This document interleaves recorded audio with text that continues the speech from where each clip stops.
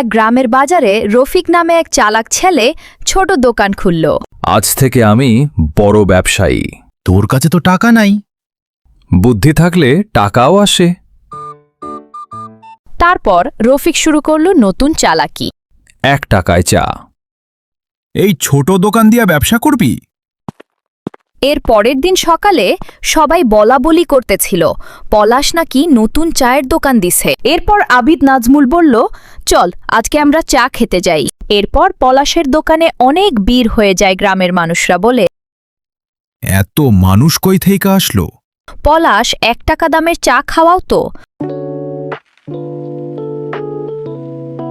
পলাশ 1 টাকার চা বানায় দেয়।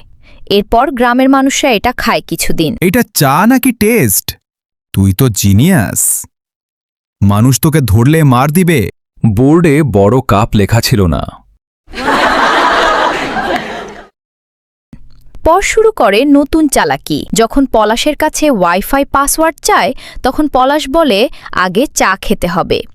এরপর একজন মানুষ রাগ হয়ে পুলিশকে কল করে। পুলিশ আসে আর বলে, তুমি মানুষকে বোকা পেয়েছ। আমি মিথ্যা বলি নাই। শেষে পুলিশও চা খেতে বসে গেল। কিছুদিন পর রফিকের দোকান বড় হয়ে গেল। চালাকি শেষ?